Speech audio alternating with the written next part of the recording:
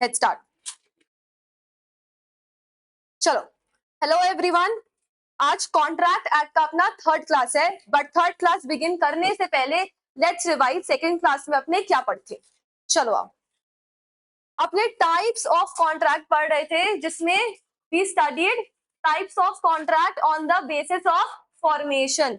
तो फॉर्मेशन के बेसिस पे there are 4 types of contract. सबसे पहले आता है express contract. Express contract is a contract in which terms and conditions of the contract are expressly mentioned. It might be oral or written. फिर आता है implied contract. Implied contract is a contract which is formed by the conduct of the parties. For example, bus flying on the road. Tacit contracts are contracts where the parties to the contract are silent. For example, cash withdrawn from ATM. E-contracts, when the contract is entered via electronic means, it is an e-contract. फिर section 10 में हर एक element का postmortem अपने start कर दिए थे, जिसमें सबसे पहले 2 पढ़े थे ऑफर एंड एक्सेप्टेंस। ऑफर का डेफिनेशन बोलेंगे। Section number 2 clause number A, when one person signifies to another his willingness to do or abstain from doing something with a view to obtain the assent of that other person, then such person is said to make an offer. पक्का? फिर types of offer, total 5 types of offer है। हम बोलेंगे, तुम लोग पहचानना कौन सा है, ठीक है? Offer made to particular person, special या specific offer. Offer open to public at large, general offer, ठीक है? मैंने ऋषि को बोला कि ये पेन तुम 100 में खरीदोगे। ऋषि ने बोला मैं खरीदूंगा पर 80 रुपए में। Counter offer. क्या काउंटर ऑफर में ओरिजिनल ऑफर का रिजेक्शन होता है क्या? हाँ, इसका दूसरा नाम और है, क्या बोलो तो? Conditional acceptance. पक्का? मैंने ऋषि को बोला कि ये वाला पेन मैं तुमको 100 में बेचूंगी। मेरा ऑफर इग्नोर करके ऋषि ने बोला क्या ये पेन आप मेरे को 100 में दोगे? उसी टाइम पे क्रॉस ऑफर। क्या क्रॉस ऑफर में आइडेंटिकल ऑफर्स एक्सचेंज होता है क्या? हाँ, क्रॉस ऑफर में एकदम identical same to same offer exchange होता है। तो क्या क्रॉस ऑफर में कोई भी कॉन्ट्रैक्ट क्रिएट होता है क्या?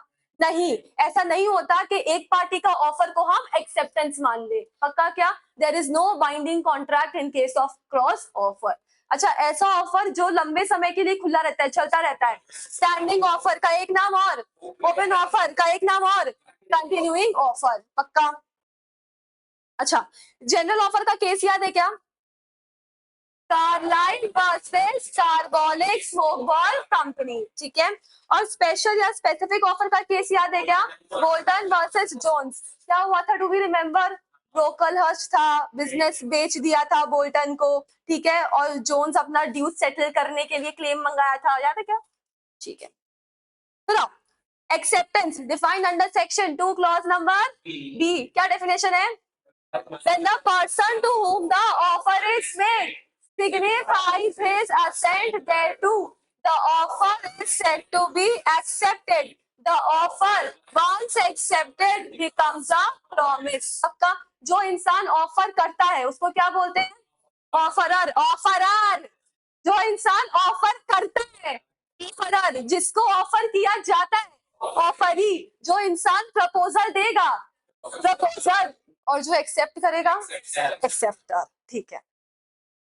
चलो बाबू, legal rules of offer and acceptance. Legal rules of offer and acceptance. सबसे पहले the terms of an offer must be definite and certain. एक तरफ ऑफर बोलेंगे, एक तरफ एक्सेप्टेंस बोलेंगे। The terms of an offer must be definite and certain. इधर में acceptance must be absolute and unqualified. Both must be communicated. इसमें offer में 2 केस था, कौन सा? लालमन शुक्ला वर्सेस गौरी दत्त। याद है? खोया हुआ नेफ्री को ढूंढ के लाया था, ठीक है? फिर थर्ड में क्या है? Offer can be conditional, acceptance must be given in prescribed mode.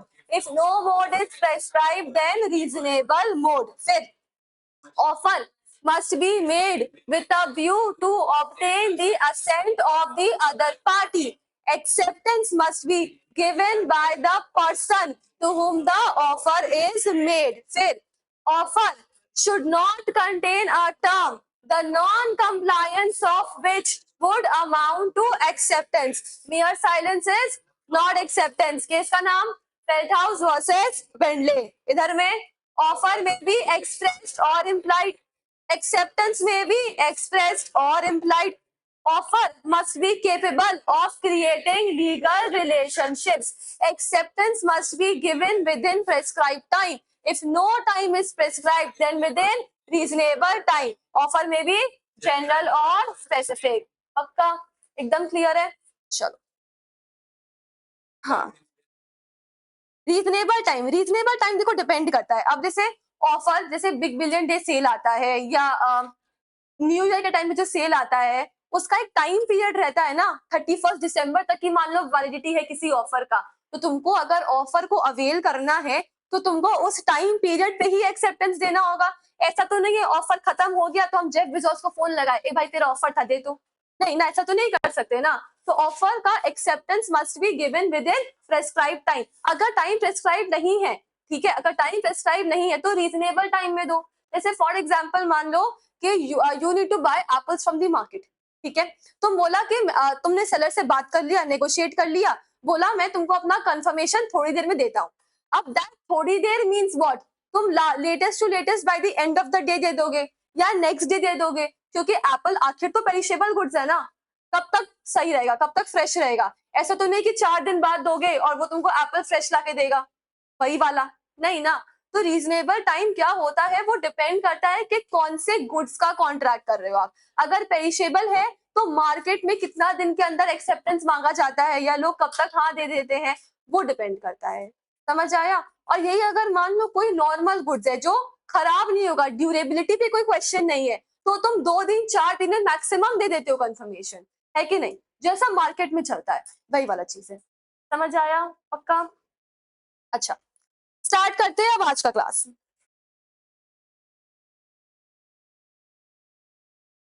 Okay,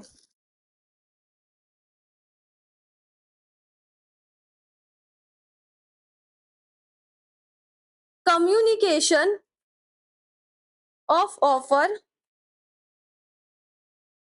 and acceptance. Communication of offer and acceptance.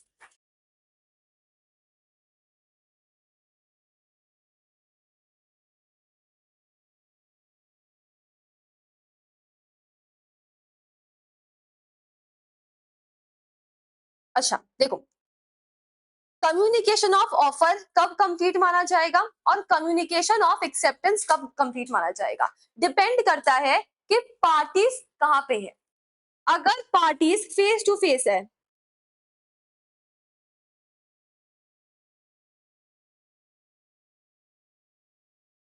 ठीक है,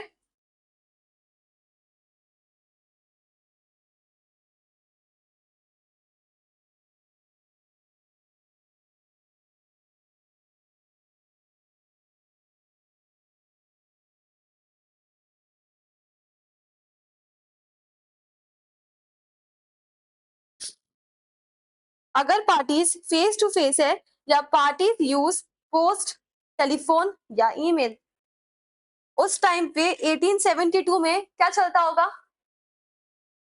पोस्ट, टेलीफोन, ईमेल में से क्या चलता होगा? पोस्ट ही चलता होगा, उसके अलावा तो कुछ नहीं चलता होगा. ठीक है, अगर पार्टीज फेस टू फेस है, फेस टू फेस माने इंस्टेंट ऑफर किया, इंस्टेंट एक्सेप्टेंस आ गया. ठीक है, तो then and there offer and acceptance दोनों ही हो गया. एक बार अगर अच्छा, ऑफर कौन दे रहा है? ऑफरर. जिसको ऑफर दिया जा रहा है वो कौन? ऑफरी. तो एक्सेप्टेंस कौन देगा? ऑफरी देगा. तो एक बार ऑफरी ने फेस टू फेस के टाइम पे अगर एक्सेप्टेंस दे दिया तो वो बाद में एक्सेप्टेंस रिवोक नहीं कर सकता. रिवोक माने हाँ बोल के ना नहीं बोल सकता. अगर फेस टू फेस है तो ही, अगर फेस टू फेस है तो ही. अगर parties are face to face तो इंस्टेंट ऑफर होगा, इंस्टेंट एक्सेप्टेंस होगा.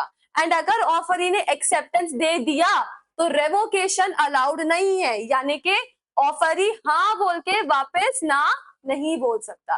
रेवोकेशन का मतलब ही यही होता है कि पहले हाँ बोल दिए और फिर हाँ से ना में कन्वर्ट हो गए, तो वो अलाउड नहीं है। जब इंस्टेंट ऑफर और इंस्टेंट एक्सेप्टेंस हो रहा है तब। क्लियर है क्या? देखो देखो,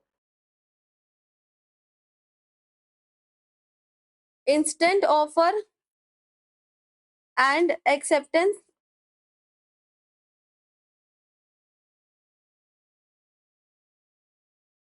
revocation is not allowed। ठीक है,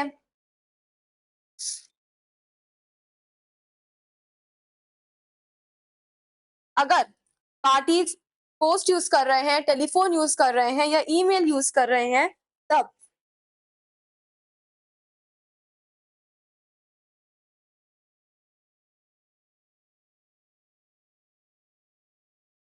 नो टाइम ऑफ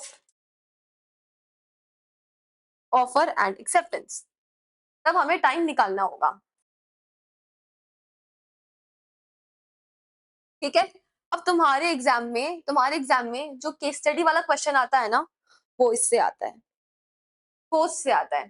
ठीक है, क्योंकि टेलीफोन और ईमेल में तो कुछ ही नहीं है। ईमेल में क्या होता है, जिस दिन ईमेल में तो क्या होता है, आप जिस दिन ऑफर करो या जिस दिन आप एक्सेप्टेंस करो, तो जब आप ईमेल सेंड करोगे उसमें डेट और टाइम लिखा हुआ रहता है। अब तो कोई दिक्कत ही नहीं है, आराम से हो जाएगा, चीजें आसान है। दिक्कत आता है पोस्ट में।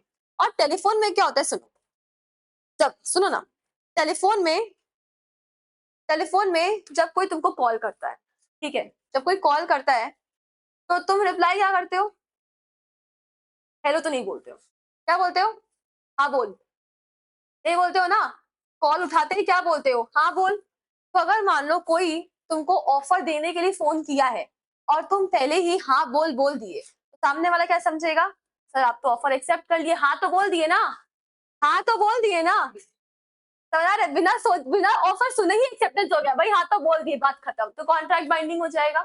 इसलिए यहाँ पे क्या बोलता है, क्योंकि हम इंडियंस का आदत इतना खराब है कि हम फोन उठाते ही हेलो नहीं बोलते हैं, हाँ बोल बोलते हैं, तो बोला गया कि जब तक ऑफरर पूरा ऑफर नहीं सुना देता तब तक सामने वाला एक्सेप्टेंस नहीं दे सकता, इवन इफ वो फोन उठाते ही हाँ बोल बोल दिया तो भी।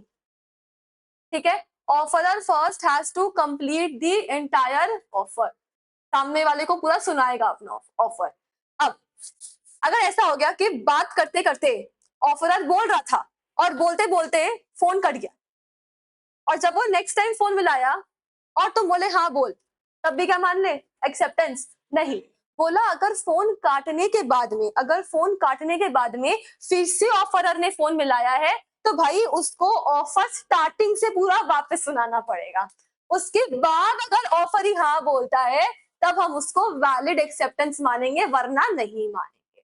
समझ आया? ठीक है, तो टेलीफोन में बस इतना ध्यान रखना कि ऑफरर को पूरा ऑफर सुनाना पड़ेगा सामने वाले को।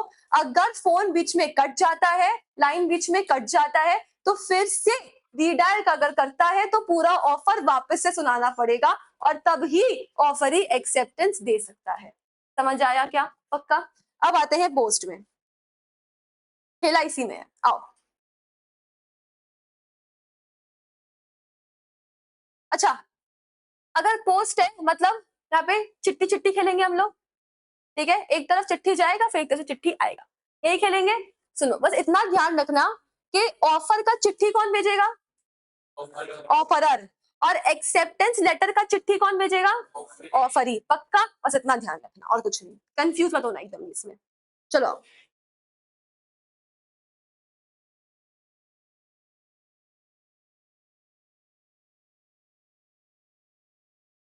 Communication of offer and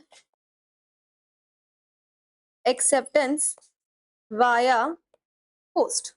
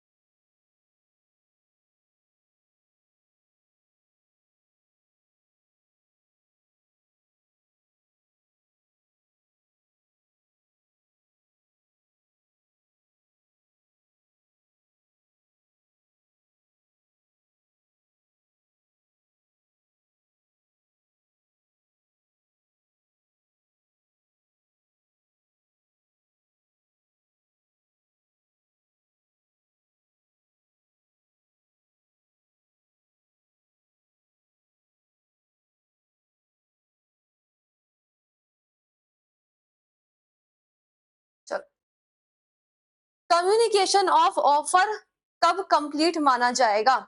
offer letter कौन भेजेगा? ऑफरर। किसको भेजा जाएगा? ऑफरी को। तो communication of let offer offer communication of offer offeror के साइड से कंप्लीट कब माना जाएगा? जब ऑफर लेटर ऑफरी को मिल जाएगा। ठीक है, सिर्फ ऑफर लेटर ऑफरी को मिलना is not sufficient. Offeree must have read the offer letter. ऐसा क्यों बोल रहे हैं? जब अपने एक बार लीगल रूल से कनेक्ट करना। ठीक है, सेकेंड पॉइंट में क्या था? Offer must be communicated. जब तक आपको पता ही नहीं है कि ऑफर क्या है, तब तक आप उसका एक्सेप्टेंस भी नहीं दे पाओगे। इसीलिए सिर्फ ऑफर लेटर ऑफरी को मिलना इज नॉट सफिशिएंट। उसको ऑफर लेटर पढ़ना भी पड़ेगा, तभी जाके हम कम्युनिकेशन ऑफ ऑफर कंप्लीट मानेंगे। फॉर एग्जाम्पल, ए ने बी को ऑफर लेटर भेजा ऑन 13th of April। ठीक है, बी को ऑफर लेटर मिला ऑन 15th of April, लेकिन बी ने ऑफर लेटर पढ़ा ऑन 19th of April। तो मेरे को बताओ, कम्युनिकेशन ऑफ ऑफर कंप्लीट कब माना जाएगा? 19th of April को। पक्का? अच्छा, एक बार ऑफर लेटर पढ़ लिया है, अब अगर ऑफर मंजूर है तो क्या भेजेंगे? ऑफरर को एक्सेप्टेंस लेटर भेजेंगे। ठीक है, तो बाओ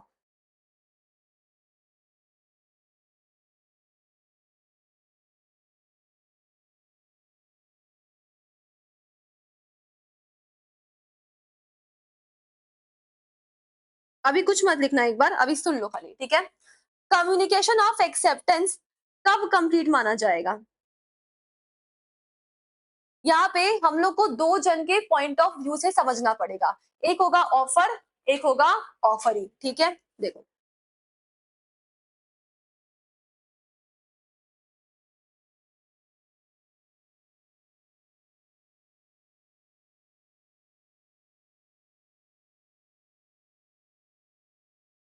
अब देखो, ऑफरर के अगेंस्ट में ऑफरर के अगेंस्ट में कम्युनिकेशन ऑफ एक्सेप्टेंस कंप्लीट कब माना जाएगा?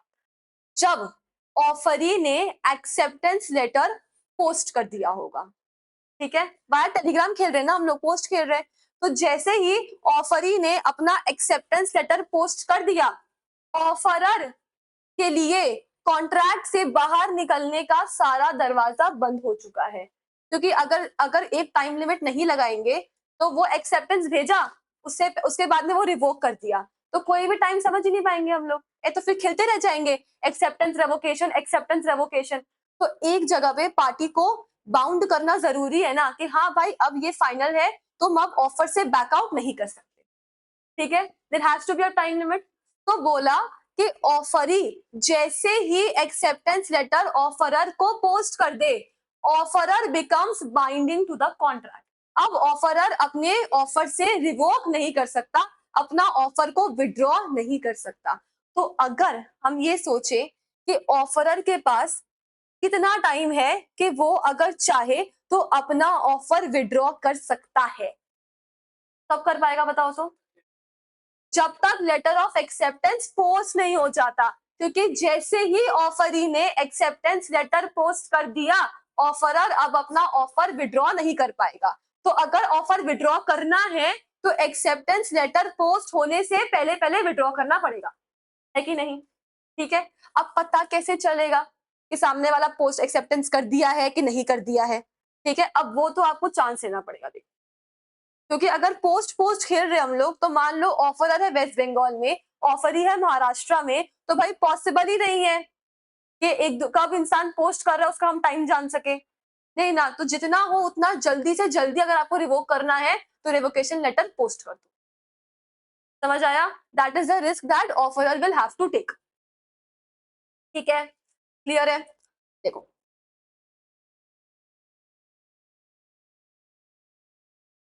when the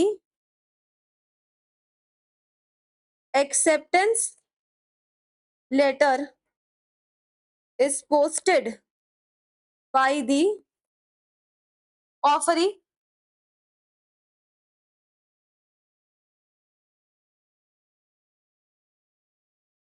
offerer becomes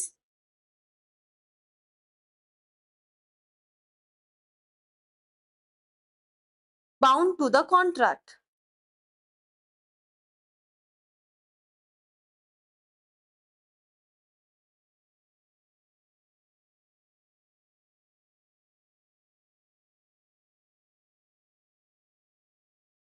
ठीक है, तो सुनो ना, हम लोग का जो एग्जाम्पल था, अगर हम इसको एग्जाम्पल के टर्म्स में समझे तो letter of offer, offer letter post किया था 13/4 को, ऑफरी को मिला था 15/4 को, ऑफरी ने पढ़ा था 19/4 को, ठीक है।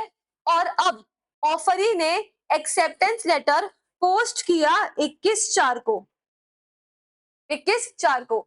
अब अगर ऑफरर को अपना ऑफर विड्रॉ करना है तो बाय लेटेस्ट कौन से डेट के पहले करना होगा? 20 तक करना पड़ेगा, क्योंकि 21 में ऑफरी ने एक्सेप्टेंस लेटर पोस्ट कर दिया है, ठीक है, पक्का। और ऑफरी, ऑफरी के लिए, ऑफरी कौन? जो एक्सेप्टेंस लेटर पोस्ट कर रहा है। तो ऑफरी के लिए कम्युनिकेशन ऑफ एक्सेप्टेंस कंप्लीट कब होगा? जब एक्सेप्टेंस लेटर ऑफरर को मिल जाएगा, ठीक है।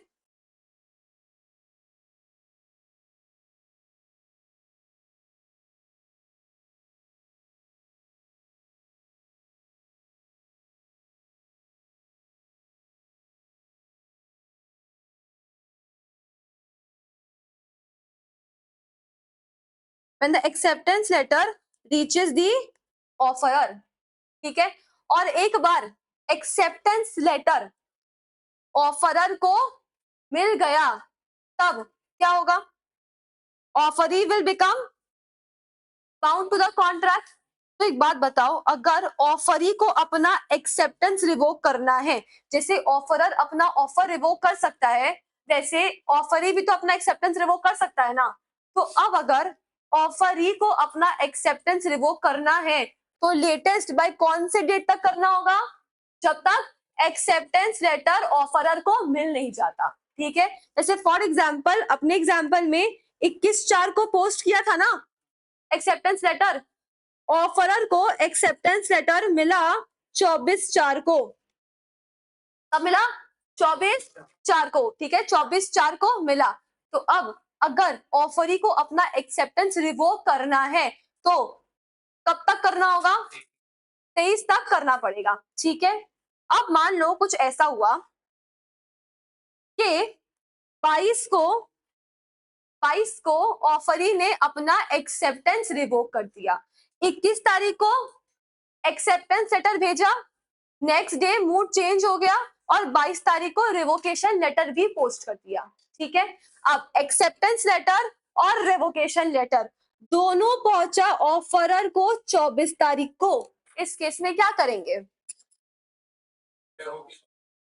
देखो होता तो यही है कि जो पहले देख लिया, जो पहले ऑफरर खोल लिया वही माना जाएगा, ठीक है। लेकिन लेकिन आईसीएआई का मटेरियल कुछ डिफरेंट बोलता है और बोलता है कि अगर ऑफरी ने एक्सेप्टेंस लेटर के साथ साथ रिवोकेशन लेटर भी पोस्ट कर दिया है और दोनों चिट्ठी ऑफरर को साथ साथ मिला है, तब revocation will be absolute. Revocation is absolute का मतलब क्या होता है कि हम एक्सेप्टेंस नहीं मानेंगे, हम रेवोकेशन ही मानेंगे।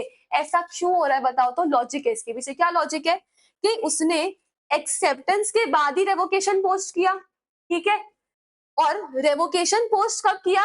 जब तक ऑफरर को एक्सेप्टेंस लेटर नहीं मिला था, है ना। तो टेक्निकली देखा जाए तो उसके पास तो अभी भी टाइम था ना रेवोकेशन करने का, रेवोकेशन लेटर पोस्ट करने का, तो वो कर दिया टाइम लिमिट के हिसाब से। अब दोनों चिट्ठी साथ साथ पहुंचा वो तो उसके हाथ में नहीं था ना, ठीक है।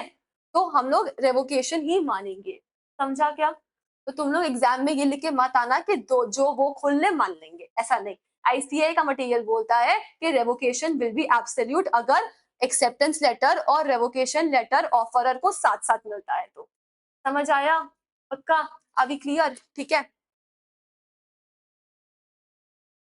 अच्छा सुनो, ऐसा कर सकते हैं क्या, उसको तो एक्सेप्टेंस और रेवोकेशन लेटर 24 को मिला है ना, तो अगर मान लो 21 को वो एक्सेप्टेंस भेजा, 22 को वो रिवोक किया, उसका मूड फिर चेंज हो गया और वो 23 को एक्सेप्टेंस लेटर फिर से भेज दिया, ऐसा कर सकते हैं क्या? नहीं, नॉट अलाउड, नॉट अलाउड। पहले हाँ बोले, समझ आया ना, उसके बाद ना बोल दिए, हाँ बोल के ना बोल दिए, वहां तक भी ठीक है, उसके बाद वापस से हाँ नहीं बोलने देंगे, ठीक है? इंसान का मेंटल पीस बोल के भी कुछ होता है, हाँ ना ही खेलते रह जाएंगे फिर तो ऐसे ही, समझा क्या? एक बार हाँ बोल दिया, हाँ बोल के ना बोल दिया, वापस से हाँ बोलने नहीं देंगे। बोलो क्या? पहले ही, अच्छा पहले रिवोक कर दिया, उसके बाद हाँ बोल दिया, उसके बाद फिर से रिवोक करने नहीं देंगे, बोला तो। हाँ, हम्म, हाँ हाँ, वहां तक चलेगा, उसके बाद चेंज नहीं करने देंगे।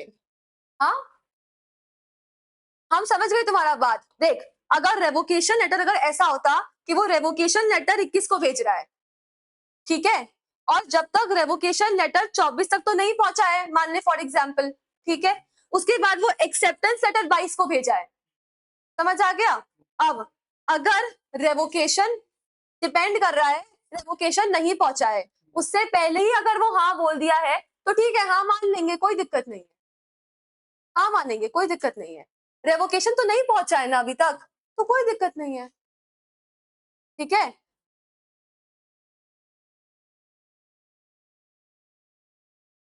नहीं, डेट क्यों चेक करेंगे हम लोग?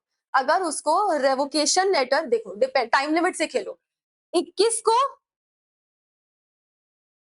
रेवोकेशन लेटर भेजा, ठीक है, मान लो फॉर एग्जाम्पल उसको 23 को ही रेवोकेशन लेटर मिल गया, ठीक है, अब अगर ऐसा हो कि वो 22 को एक्सेप्टेंस लेटर भेज रहा है, ठीक है, तो अभी भी हम लोग एक्सेप्टेंस मान सकते हैं, क्योंकि रेवोकेशन लेटर अभी तक तो पहुंचा ही नहीं है उसके पास में, तो कोई दिक्कत नहीं है, ठीक है, यहां तक सही है।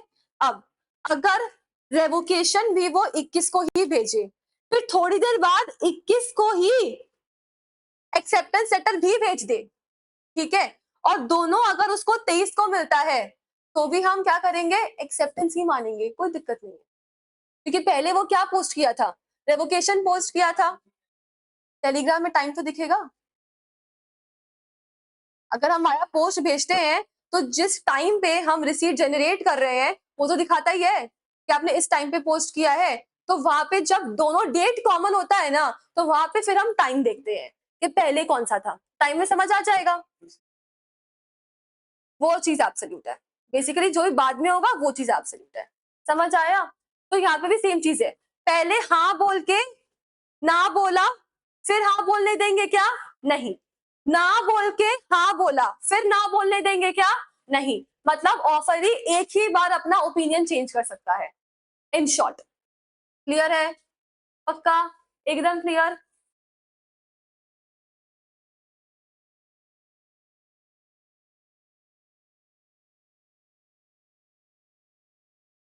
ओके,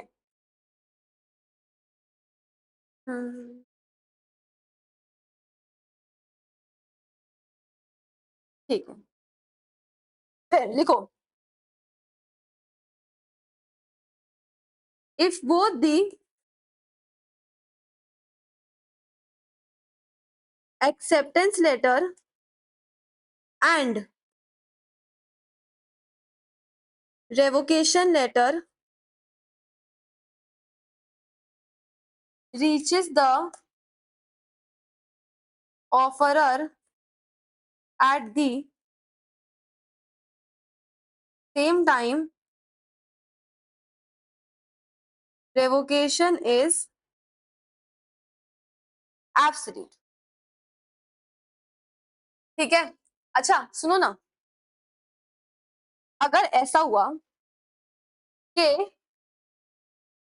13/4 को ऑफर लेटर भेजा था, ठीक है, मान लो 20/4 को मिला, मतलब पढ़ लिया, ठीक है, ऑफर ही 21 को उसने एक्सेप्टेंस लेटर पोस्ट कर दिया, लेकिन 15 तारीख को ही ऑफरर ने ऑफर ही रिवोक कर दिया।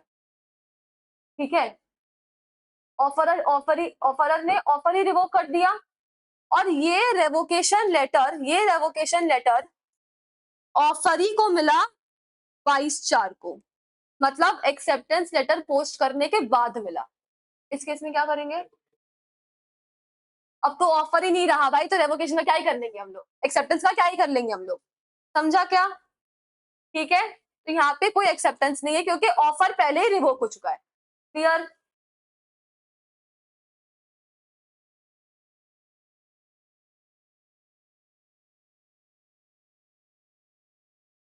रेवोकेशन इज एब्सोल्यूट, यहाँ पे लिख लिया क्या? अच्छा, अब आओ फिर लिखो, क्या लिखोगे? कम्युनिकेशन ऑफ रेवोकेशन लिखोगे, रुको एक second.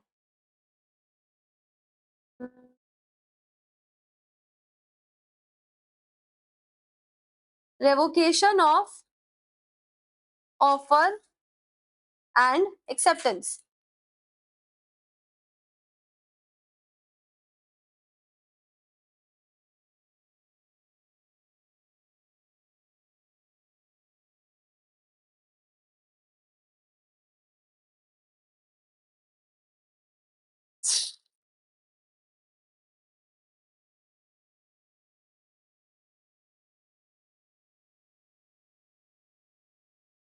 Offer may be revoked by the offerer before acceptance letter is posted. Before acceptance letter is posted by the offeree,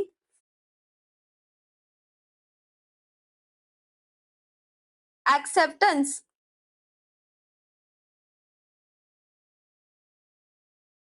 may be revoked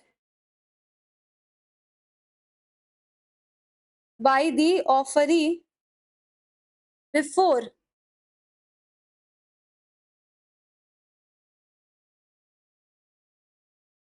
acceptance letter reaches the offerer. Correct?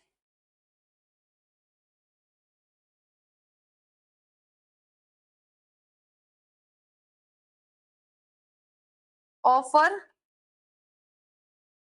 / acceptance once revoked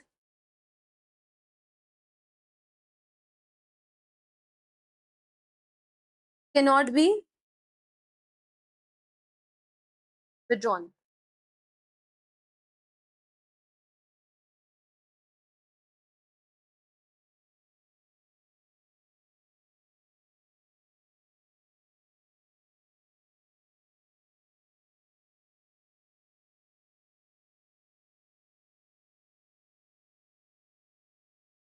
तो भी revocation, हाँ, क्योंकि हम लोग देखते हैं कि post कब किए हैं, मिला बाद में वो चलेगा, पर posting within the time limit होना चाहिए, that is very we focus on. ठीक है, offer acceptance once revoked can not be withdrawn. एक बार रिवोक कर दिए तो रिवोक को वापस हाँ में कन्वर्ट नहीं कर सकते। ठीक है, क्लियर है? पक्का? गुड। अच्छा,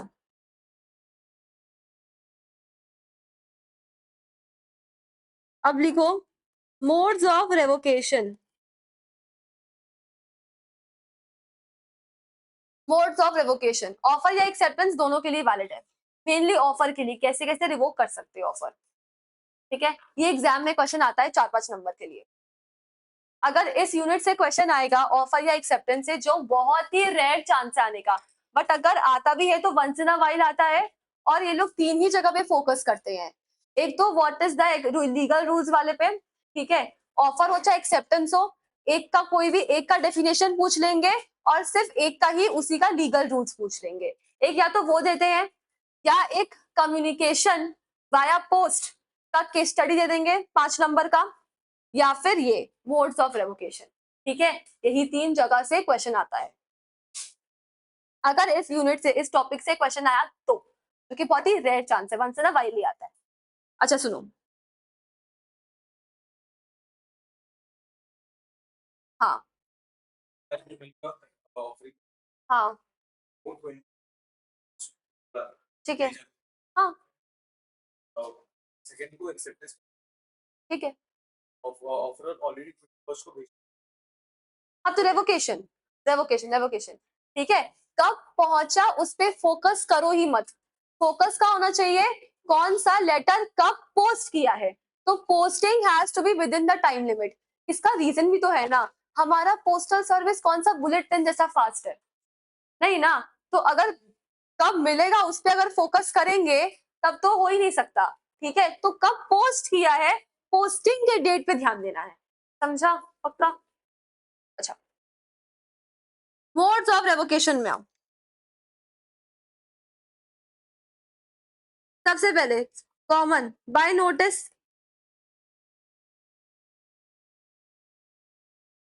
बाय नोटिस ऑफ रेवोकेशन। ठीक है, यहाँ पे हम लोग बात कर रहे हैं कब कब ऑफर ऑटोमेटिकली रिवोक हो जाएगा। तो अगर जो ऑफर दे रहा है वही रिवोक कर दिया नोटिस देके, तो ऑफर रिवोक हो जाएगा।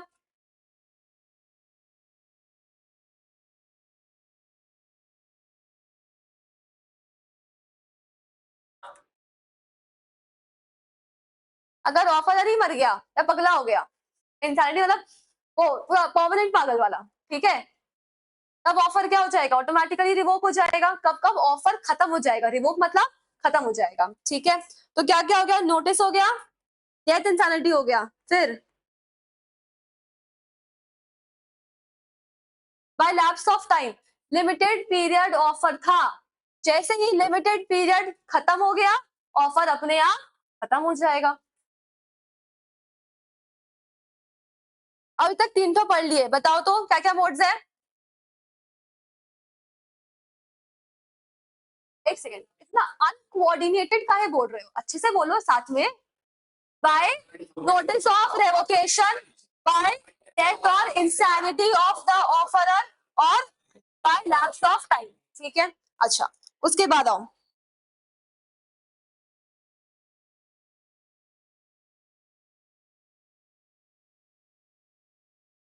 Bye subsequent illegality. Subsequent illegality मतलब क्या होता है, जब ऑफर किए थे तब तो वो ऑफर वैलिड था, बाद में कुछ ऐसा हो गया कि ऑफर अपने आप इलीगल हो गया। कैसे मान लो, फॉर एग्जाम्पल, धवल जो है वो ऋषि को, ऋषु बोल देते हैं बार बार, जो धवल है वो ऋषि को 100 कार्टन ऑफ सिगरेट बेचने का ऑफर दिया था, खरीदने का ऑफर दिया था। ठीक है, अब सिगरेट बेचना आज की डेट में तो वैलिड है, तो जब ऑफर किया तब तो वैलिड था, कल को अगर गवर्नमेंट सिगरेट पे बैन लगा दे तो इसका किया हुआ ऑफर इनवैलिड हो जाएगा कि नहीं, पक्का। ठीक है, तो भाई सब्सीक्वेंट इलीगैलिटी। ठीक है, फिर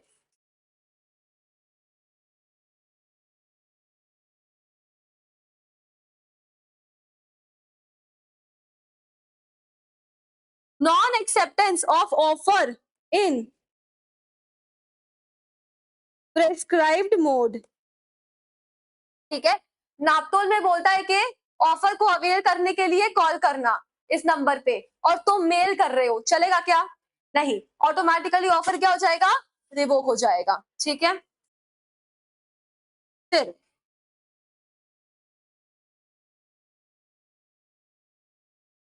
bye non by non-fulfillment, by non-fulfillment of a condition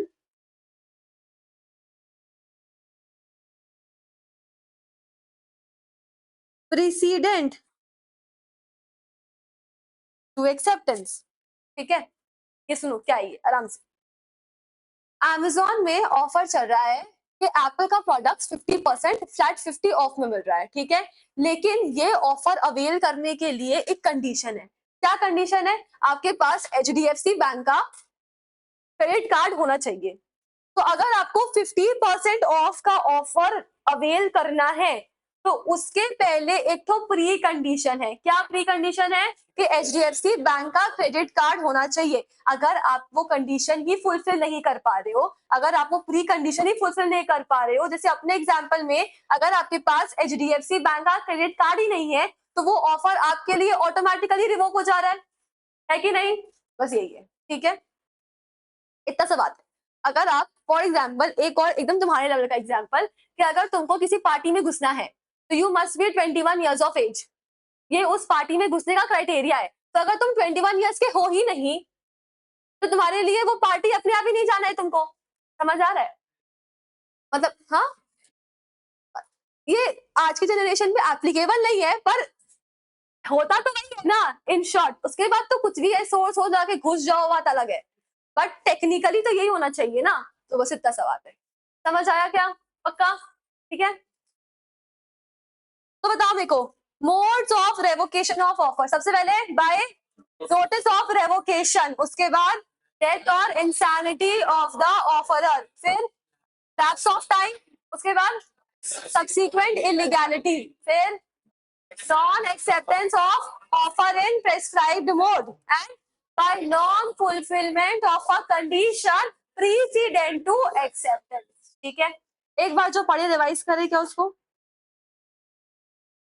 आओ, communication of offer and acceptance, communication of offer and acceptance depend करता है पार्टीज कहाँ पे है। अगर पार्टीज फेस टू फेस है तो क्या होगा? Instant offer, instant acceptance. Revocation allowed है क्या? नहीं। अगर पार्टीज फेस टू फेस नहीं है, यानी वाया पोस्ट हो रहा है या टेलीफोन हो रहा है या ईमेल हो रहा है, तब अपने को टाइम जानना पड़ेगा। ठीक है, फोकस करते हैं पोस्ट पे।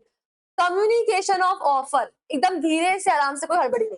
कम्युनिकेशन ऑफ ऑफर कंप्लीट कब माना जाएगा? When the offer letter reaches the offeree. सिर्फ मिल गया उतना सफिशिएंट है क्या? नहीं, offeree must read the offer letter. पक्का? एक बार ऑफरी ने ऑफर लेटर पढ़ लिया, उसके बाद वो क्या देगा? एक्सेप्टेंस देगा। ठीक है, तो कम्युनिकेशन ऑफ एक्सेप्टेंस कंप्लीट कब माना जाएगा? डिपेंड करता है हम ऑफरर के पॉइंट ऑफ व्यू से देख रहे हैं कि ऑफरी के पॉइंट ऑफ व्यू से देख रहे हैं। अगर ऑफरर के पॉइंट ऑफ व्यू से देख रहे हैं तब क्या होगा? When the acceptance letter is posted by the offeree. एक बार ऑफरी ने एक्सेप्टेंस लेटर पोस्ट कर दिया तब क्या होगा? Offeror will become bound to the contract. फिर from the point of view of offeree, offeree के लिए कम्युनिकेशन ऑफ एक्सेप्टेंस कंप्लीट कब माना जाएगा? When the acceptance letter reaches the offeror. पक्का? ठीक है, अगर ऑफरर को अपना ऑफर विड्रॉ करना है, यानी कि रिवोक करना है, तो कब तक कर सकता है? Before the acceptance letter is posted by the offeree. और अगर ऑफरी को अपना एक्सेप्टेंस विड्रॉ करना है तो कब तक कर सकता है? when the acceptance letter reaches the offerer। पक्का? अबे ऑफरर ना, acceptance letter reaches the offeror ना, पक्का ना? ठीक है, अच्छा, अगर एक्सेप्टेंस लेटर और रेवोकेशन लेटर दोनों साथ साथ ऑफरर को मिला, ठीक है, तब क्या मानेंगे? Revocation is absolute. पक्का? मोड्स ऑफ रेवोकेशन बता दो तो।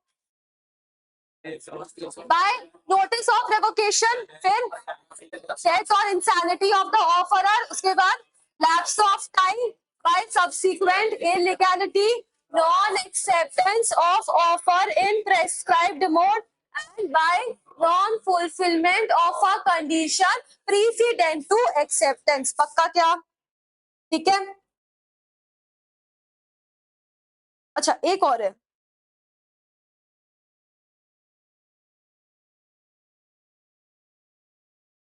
Bye counter offer.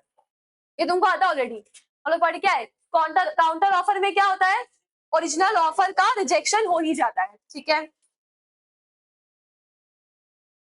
क्लियर है? पक्का? श्योर? अच्छा, अब एक काम करो, अपना बुक निकाल लो।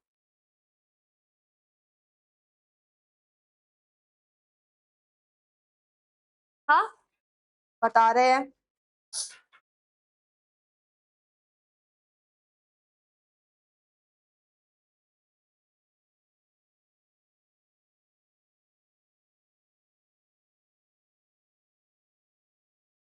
पेज नंबर 19 में आना।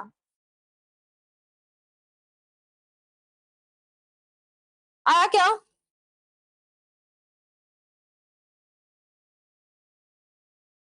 ये आया क्या? Offer versus invitation to offer, offer versus invitation to offer. सुनो, ऑफर और इनविटेशन टू ऑफर में मेन डिफरेंस क्या है? ऑफर में कभी भी ऑफरी के पास में बार्गेनिंग पावर नहीं रहता है, ठीक है? यानी हम पढ़े हैं कि acceptance must be absolute and unqualified, ठीक है? तो जो ऑफर किया है एज इट इज एक्सेप्ट करना पड़ता है उसको। तो यहाँ पे क्या ऑफरी के पास में कोई बार्गेनिंग पावर है क्या? नहीं। लेकिन जब आप इनविटेशन टू ऑफर का बात करते हैं तो यहाँ पे बार्गेनिंग पावर रहता है, there is a scope for negotiation. तो अब मेरे को बताओ तुम, अब मेरे को बताओ कि जो इनविटेशन टू ऑफर है वो फाइनल ऑफर के पहले होगा कि फाइनल ऑफर के बाद होगा? फाइनल ऑफर के पहले होगा, पक्का ना? ठीक है, अच्छा। 4 ट्रांजैक्शन ऐसा है जो इनविटेशन टू ऑफर है। क्या क्या? सबसे पहले window display of goods for sale in the shop. Window display of goods कहाँ लगता है? विंडो डिस्प्ले ऑफ गुड्स सब्जी मंडी, ठीक है? बच्चा एकदम लोकल एग्जांपल लिया है, सब्जी मंडी।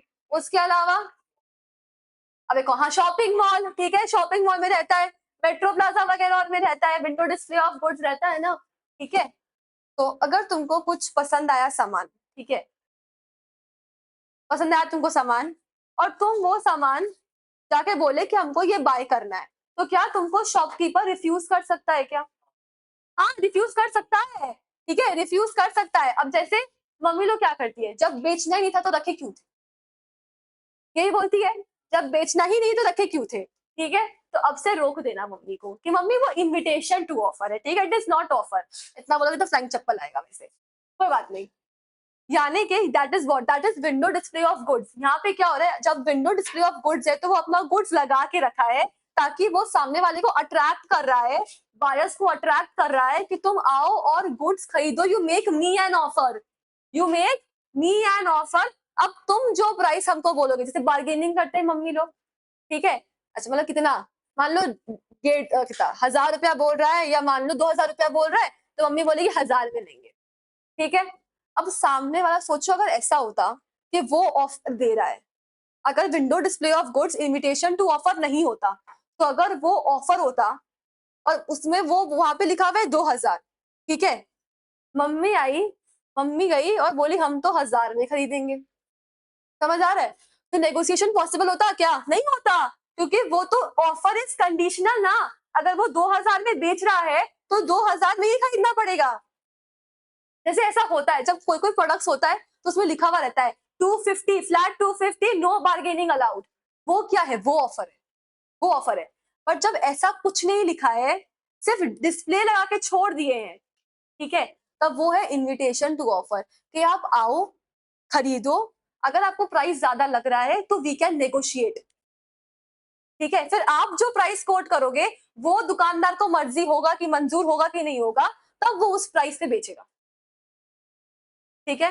That is how we differentiate between offer and invitation to offer, ठीक है? अब जैसे मान लो फॉर एग्जाम्पल जब सेल चलता है तो सेल में अलग अलग प्रोडक्ट्स अलग अलग ऑफर्स में बिकते हैं, एक होता है 50%, एक होता है 35%, एक होता है 30%। तो ऐसा हो सकता है क्या कि 35% वाले में तुम बोलो जाके 50% दे दो मेरे को ऑफ? नहीं, वो लोग वहां पे लिख दिए उसका रेट वही है, अगर आपको वो चाहिए तो आपको उसी रेट में खरीदना पड़ेगा, समझ आ रहा है? There is no scope for negotiation, ठीक है? मॉल्स वगैरह में नेगोशिएशन नहीं होता है, समझ आया क्या? ठीक है, क्लियर है? और अगर अगर किसी, जैसे तुम देखोगे बहुत जगह पे गुड्स तो रखा हुआ है, डिस्प्ले लगाया हुआ है गुड्स का, साथ में नीचे में प्राइस टैग भी कोट किया हुआ रहता है, नीचे में प्राइस टैग भी कोट किया हुआ रहता है। तो वो भी क्या है? ऑफर के invitation to offer, invitation to offer, invitation to offer. जैसे मान लो यहाँ पे प्राइस टैग ही तो लगाया है, ऐसा लिखा है क्या नो बार्गेनिंग अलाउड? नहीं, सिर्फ प्राइस टैग लिखा हुआ है, सिर्फ प्राइस टैग है, तो वो भी इनविटेशन टू ऑफर ही है। आपको खरीदना है तो ये प्राइस है, इसमें बिकेगा, लेकिन जब तक नो बार्गेनिंग अलाउड नहीं लिखा है तब तक वो इनविटेशन टू ऑफर है, आप उसको भी नेगोशिएट कर सकते हैं।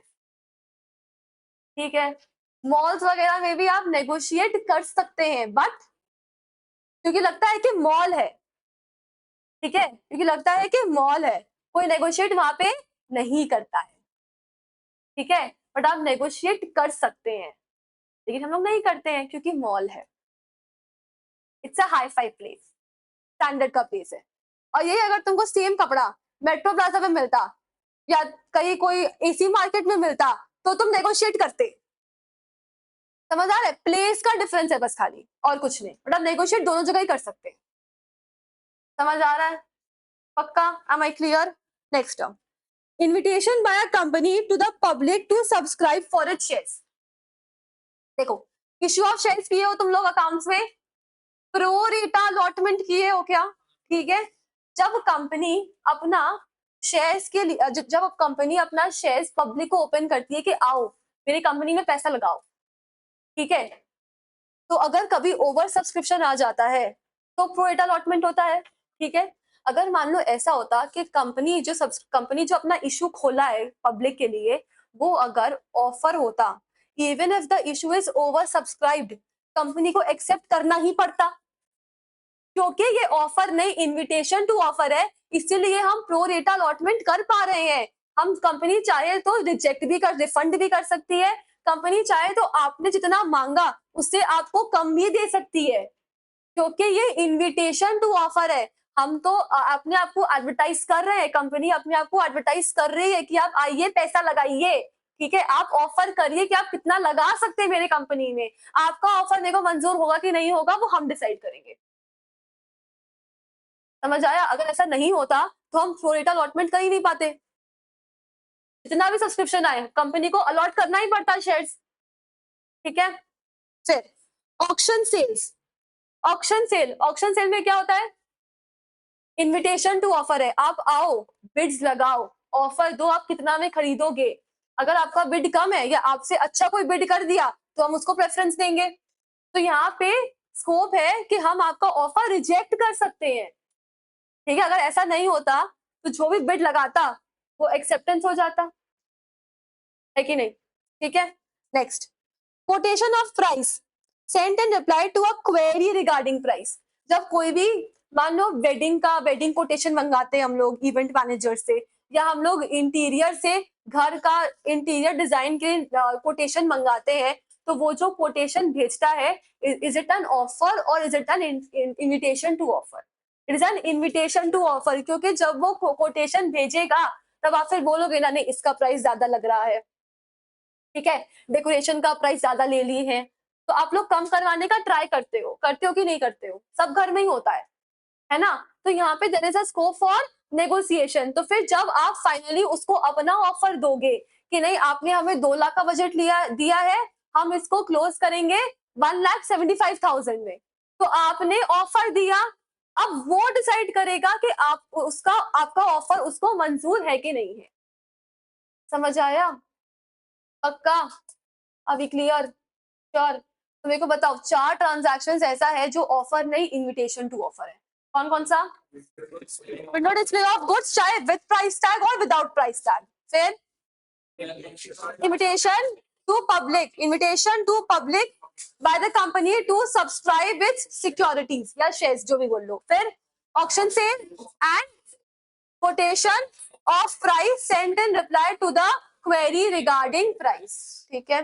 केस का नाम याद रखना कि स्टेटमेंट ऑफ प्राइस यानी कि price tag is not an offer. Case था हार्वी वर्सेस फेसी। केस का नाम याद रखना, ठीक है, सिर्फ नाम याद रखना और कुछ नहीं याद रखना। अच्छा, ये इंपॉर्टेंट है difference offer and invitation to offer. Easy है, ऑफर का डेफिनेशन हम लोग को आता है ना ऑलरेडी, तो यहाँ से वापस नहीं पढ़ेंगे। इनविटेशन टू ऑफर में आओ, हम क्या बोले थे? There is a scope for negotiation where the parties are willing to negotiate, ठीक है। देखो, where a party is willing to negotiate, he does not makes an offer but only invites the other party to make an offer on those terms, इतना ही पढ़ना है, ठीक है क्या? पक्का? फिर इंटेंशन ऑफ द पार्टीज, सुनो ना, जो ऑफर कर रहा है, यहाँ पे जो इंसान ऑफर कर रहा है उसका इंटेंशन क्या है कि सामने वाला एज इट इज वो ऑफर को एक्सेप्ट कर ले, लेकिन जो इनविटेशन टू ऑफर दे रहा है यहाँ पे the person is willing to negotiate. पक्का क्या? देखो, if a person who makes the statement has the intention to be bound by it as soon as the other accepts, he is making an offer. And if the person has the intention to negotiate, it is an invitation to offer. अब sequence क्या होगा?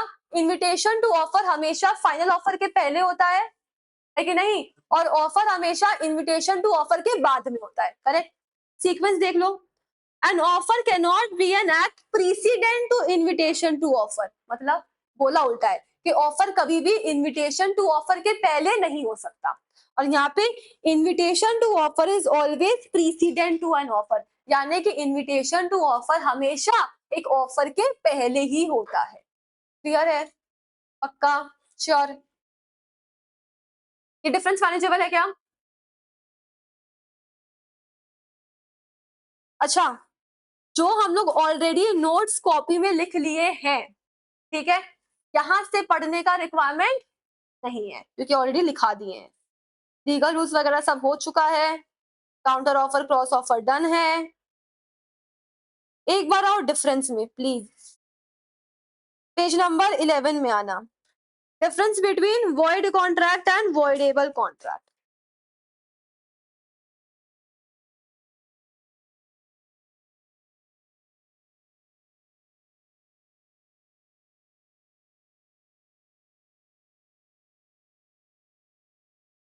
ठीक है? अच्छा, पूरे syllabus में कोई भी अगर तुम डिफरेंस बिटवीन देख रहे हो तो इट इज वेरी इंपॉर्टेंट, क्योंकि कोई भरोसा नहीं है इंस्टीट्यूट का, 5 मार्क्स के लिए या 6 मार्क्स के लिए कोई भी डिफरेंस उठा के पूछ लेता है, और अगर डिफरेंस आ गया तो 5 का 5 नंबर तुम्हारे पॉकेट में होना चाहिए, क्योंकि it is easy to score as well as लिखने में टाइम भी कम लगता है। समझा क्या? तो ये सब क्या है? मार्क्स इकट्ठा करने वाला क्वेश्चन है, ठीक है? तो ये सबको अपने को नहीं छोड़ना है। आओ, मीनिंग, मीनिंग पढ़ो यहां से। नहीं, void कॉन्ट्रैक्ट का मतलब क्या था? A contract which is not enforceable by law and does not contains the elements of section 10. Voidable contract क्या होता है?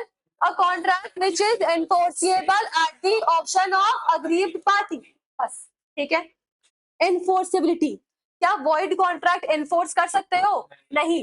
voidable contract enforce कर सकते हो? हाँ। कब कर सकते हो? जब at the option of aggrieved party, aggrieved party बोलेगा हाँ तो हाँ, वरना नहीं। Cause कॉन्ट्रैक्ट void कब हो जाता है? कॉन्ट्रैक्ट void कब हो जाता है? इनवैलिड कब हो जाएगा? अगर मान लो चेंज इन लॉ हो गया, ठीक है, या फिर ऐसा कोई सर्कमस्टांसेस हो गया which is beyond the control of the parties, तब वो कॉन्ट्रैक्ट void हो जाएगा। सुनो ना, चेंज इन लॉ, जैसे मान लो 100 सिगरेट बेचने का 100 कार्टन ऑफ सिगरेट बेचने का कॉन्ट्रैक्ट था, आज के डेट में वो वैलिड है, कल को अगर गवर्नमेंट वो सिगरेट को बैन कर दे तो कॉन्ट्रैक्ट इनवैलिड हो जाएगा, ठीक है? जो कॉन्ट्रैक्ट वॉइड था वो बाद में, कॉन्ट्रैक्ट वैलिड था वो बाद में वॉइड हो गया because of change in law. Clear है? अब मान लो फॉर एग्जाम्पल ऐसा होता कि हाँ, ऐसा होता कि धवल जो है वो ऋषि को अपना बाइक बेच रहा था 2 लाख रुपया में। Is it a valid contract? Is a valid contract, ठीक है? कल को अगर बाढ़ आ जाए, ठीक है, और ऋषि को बाइक मिलने से पहले ही बाइक बाढ़ में बह जाए, समझ आ रहा है? तो बाढ़ ऐसा सिचुएशन है which is not with in the control of the parties, समझ आ रहा है? तो कुछ ऐसा भी हो गया जो सिचुएशन पार्टीज के कंट्रोल में नहीं था, तब भी कॉन्ट्रैक्ट वॉइड हो जाएगा। समझा? अब चाहे चेंज इन लॉ हो चाहे चेंज इन सर्कमस्टांसेस हो, क्या दोनों ही चीजें पार्टीज के कंट्रोल में होती है क्या? नहीं। तो ऐसा बोल सकते हैं, ऐसा तो ऋषि ऐसा धवल को बोल सकता है क्या बाढ़ तुम्हारे वजह से आया तुम लोग को कॉम्पनसेशन देगा? नहीं। तो अगर कॉन्ट्रैक्ट वॉइड होता है, पार्टीज का एक दूसरे के अगेंस्ट में कोई भी राइट नहीं होगा, क्योंकि गलती उनका था ही नहीं, है ना। अगर गलती भी नहीं था तो सामने वाले को कॉम्पेंसेशन भी उनसे नहीं मिलेगा। पक्का। देखो एक बार कॉज पढ़ लिए ना, एक बार राइट देखो तो, a void contract does not grant any legal remedy to any party, क्योंकि गलती उनका था ही नहीं। लॉ बदला तो भी उनका गलती नहीं, बाढ़ आ गया तो भी उनका गलती नहीं। ठीक है, क्लियर है, पक्का। अच्छा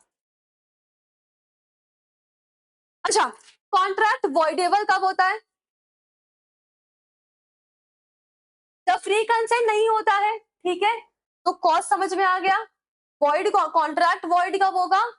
because of change in law, yes, any situation which is beyond the control of the parties. और कॉन्ट्रैक्ट वॉइडेबल कब होता है? जब पार्टी का फ्री कंसेंट नहीं होता है। ठीक है, तो अगर कॉन्ट्रैक्ट वॉइडेबल है तो पार्टी के पास में कोई राइट है क्या? अच्छा, फ्री कंसेंट जब नहीं, जिसका नहीं होता है वो अग्रीव्ड पार्टी है। अग्रीव्ड पार्टी को कोई लीगल रेमेडी मिलेगा क्या? हाँ मिलेगा, क्योंकि कॉन्ट्रैक्ट इन्फोर्सिएबल है उसके चॉइस पे, तो वो चाहे तो कॉन्ट्रैक्ट को कैंसिल भी कर सकता है, रेसिंड भी कर सकता है, और सामने वाले से कॉम्पनसेशन भी क्लेम कर सकता है। अरे तुम बंदूक रख के सर पे उससे कॉन्ट्रैक्ट साइन कराए हो तो वो तुमसे कॉम्पनसेशन क्लेम नहीं करेगा? करेगा ना। धोखे से कॉन्ट्रैक्ट साइन कराए हो, मैनिपुलेट करके कॉन्ट्रैक्ट साइन कराए हो, तो वो तुमसे कॉम्पनसेशन क्लेम नहीं करेगा? करेगा ना। इतना ही बोल रहा है। देखो देखो, a party whose consent was not free has a right to rescind the contract within a reasonable time. Clear है, पक्का। अच्छा, परफॉर्मेंस ऑफ द कॉन्ट्रैक्ट, क्या वॉइड कॉन्ट्रैक्ट परफॉर्म करना होता है? नहीं, परफॉर्म कर ही नहीं सकते। वॉइडेबल कॉन्ट्रैक्ट परफॉर्म करना होगा क्या? हाँ, कब करेंगे? At the option of aggrieved party. अगर अग्रीव्ड पार्टी चूज करेगा कि कॉन्ट्रैक्ट के साथ मूव अहेड करना है तो अहेड मूव करेंगे, वरना नहीं करेंगे। क्लियर है। अगर वॉइड और वॉइडेबल कॉन्ट्रैक्ट के बीच का, वॉइड और वॉइडेबल कॉन्ट्रैक्ट का मतलब मालूम है और तुमसे अगर बेसिस याद कर लिए तो तुम दोनों डिफरेंस आराम से लिख पाओगे खुद से, है कि नहीं? तो इसमें फोकस करना है खाली। समझ आया? तो वॉइड और वॉइडेबल कॉन्ट्रैक्ट अगर आता है तो क्या 5 बेसिस लिख के आओगे? मीनिंग, फिर एनफोर्सेबिलिटी, कॉज, कब कॉन्ट्रैक्ट वॉइड होता है, कब कॉन्ट्रैक्ट वॉइडेबल होता है, उसके बाद में परफॉर्मेंस, एंड लास्ट में राइट्स। क्लियर है, पक्का। अब आओ,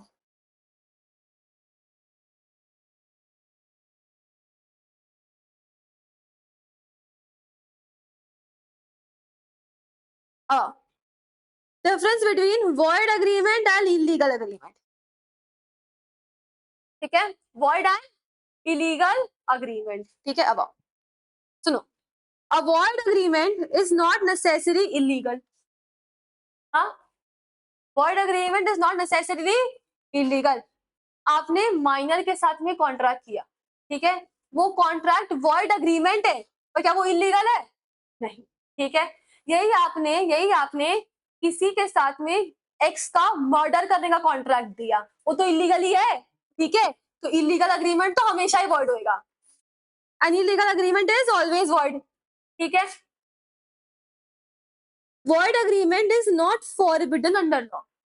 ठीक है, लेकिन illegal agreement are always forbidden under law. समझ आ रहा है? सुनो, अच्छा देखो, माइनर के साथ में कॉन्ट्रैक्ट नहीं कर सकते, ठीक है, वो वॉइड है, वो वॉइड है। बट बट तब ऐसा देखियो कि चाय के टपरी पे छोटू काम कर रहा होता है, माइनर से ही तो काम करा रहे हैं, माइनर ही तो है, काम कर रहा है, क्या इलीगल है? नहीं, इलीगल नहीं है। देखो, चाइल्ड लेबर तो तुम लोग सोच रहे हो ना, चाइल्ड लेबर कब माना जाएगा? चाइल्ड लेबर, वो चाइल्ड लेबर एक्ट में लिखा हुआ है। ठीक है, बोलता है कि आप माइनर से जब कोई भी हैजार्डुअस काम करा रहे हो, जैसे फॉर एग्जांपल रबर इंडस्ट्रीज वगैरह में काम करा रहे हो, या ऐसा कोई इंडस्ट्री फैक्ट्री में काम करा रहे हो जिससे माइनर की जान को खतरा हो सकता है, जैसे माइनिंग वाइनिंग करा रहे हो, ठीक है, अंडर माइन में काम करा रहे हो, तो वो सब चाइल्ड लेबर है। अगर चाय के टपरी पे छोटू काम कर रहा है तो वो चाइल्ड लेबर नहीं है। ठीक है, समझ आया? पक्का? अभी क्लियर? फैक्ट्रीज वगैरह में, इंडस्ट्रीज वगैरह में चाइल्ड लेबर माना जाता है। ठीक है, हर जगह छोटू काम करे वो चाइल्ड लेबर नहीं है। क्लियर है क्या?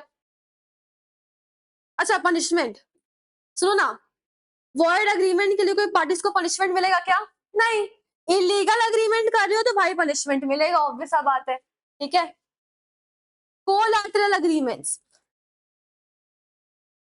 कोलैटरल टू वॉइड अग्रीमेंट्स में ऑल्सो, अरे क्या बोल रहा है, it is not necessary that agreements collateral to void agreements may also be void, it may be valid also, and agreements collateral to illegal agreements are always void. समझा क्या? ठीक है, पक्का?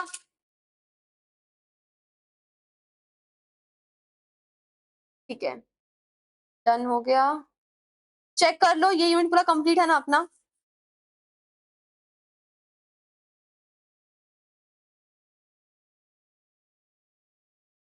आई थिंक और कोई डिफरेंस वगैरह भी कुछ नहीं बचा है। अच्छा हाँ ये बचा, इधर आओ। Difference between agreement and contract, page number 9 में आना।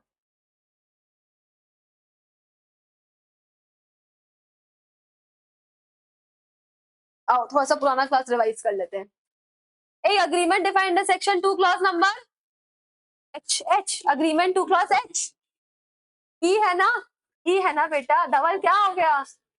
सिगरेट बेचने का सिर्फ कॉन्ट्रैक्ट था। ठीक है। अग्रीमेंट डिफाइंड सेक्शन 2 क्लास ई, क्या डेफिनेशन है? every promise and every set of promises forming consideration for each other is an agreement. Contract defined section 2 clause H. क्या definition है? An agreement enforceable by law. अच्छा, contract ऐसा agreement है, क्योंकि देखो contract बनाने के लिए अग्रीमेंट भी चाहिए, एनफोर्सिबिलिटी बाय लॉ भी चाहिए। तो कॉन्ट्रैक्ट एक ऐसा अग्रीमेंट है जो केवल और केवल उसमें लीगल ऑब्लिगेशन होगा ही होगा, कंपलसरी है। ठीक है, लेकिन अग्रीमेंट में लीगल ऑब्लिगेशन हो भी सकता है, नहीं भी हो सकता है। फॉर एग्जाम्पल 2 टाइप के अग्रीमेंट्स है जिसमें कभी भी लीगल ऑब्लिगेशन नहीं होता है। कौन सा बताओ तो? Agreement related to social matters and domestic relationship between husband and wife. देखो स्कोप, ए मीनिंग कर लोगे तुम लोग। Scope includes both legal and social agreement. Only legally enforceable agreements are contract. ठीक है, तो लीगल ऑब्लिगेशन अग्रीमेंट में हो भी सकता है, नहीं भी हो सकता है, लेकिन कॉन्ट्रैक्ट में हमेशा होगा ही होगा, पक्का। तो अगर हम कॉन्ट्रैक्ट और अग्रीमेंट का एक वेन डायग्राम बनाएंगे तो मेरे को बताओ तो कैसा बनेगा वो? क्या बताओगे? कॉन्ट्रैक्ट का अगर हम लोग कॉन्ट्रैक्ट और अग्रीमेंट का वेन डायग्राम बनाएंगे तो वो कैसा बनेगा? अग्रीमेंट बड़ा है कि कॉन्ट्रैक्ट बड़ा है? अग्रीमेंट बड़ा है बेटा, अग्रीमेंट बड़ा है। देखो अग्रीमेंट बड़ा है, ठीक है। अब अग्रीमेंट में लीगल ऑब्लिगेशन हो भी सकता है, अग्रीमेंट में लीगल ऑब्लिगेशन नहीं भी हो सकता है। तो जो जिसमें लीगल ऑब्लिगेशन है ना वो क्या है? कॉन्ट्रैक्ट है। ठीक है, तो हम ऐसा बोल सकते हैं कि जो अग्रीमेंट है वो एक जीनस है, यानी कि बड़ा है, ठीक है, और जो कॉन्ट्रैक्ट है वो एक स्पीशीज है। पक्का क्या? देखो agreement is a genus, contract is a species. All agreements are not contracts, but all contracts are agreements. पक्का? Are we clear? Sure? एकदम sure? ठीक है, चलो